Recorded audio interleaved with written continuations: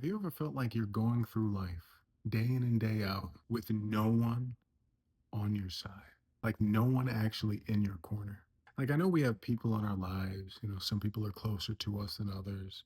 Maybe family members look out for us sometimes, or we have acquaintances or friends, maybe even work colleagues that we can, maybe fall back on in certain situations. But in the grand scheme of things, at least for me, it feels like no one is actually in my corner. No one is actually on my side. No one has my best interest at heart.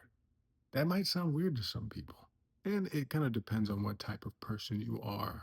And I try not to let social media dictate how I feel about myself. But sometimes it's a bit difficult when you hear on social media is, oh, black men are this, black men are that, black men are pieces of shit. All black men do is cheat.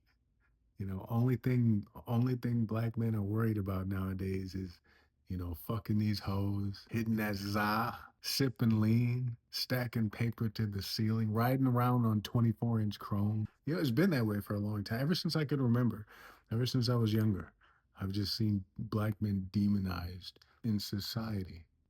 And when I was like a little kid, this is before the internet was a thing. So this is all on TV and word of mouth in the community.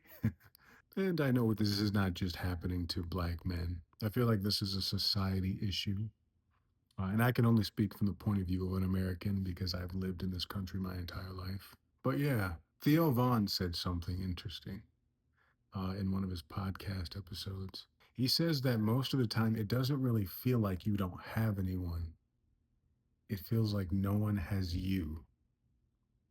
And that hits so fucking hard when I heard that. Because that's true. And after hearing that and having that resonate so deeply within me, it made me realize even more. We have to look out for ourselves the most.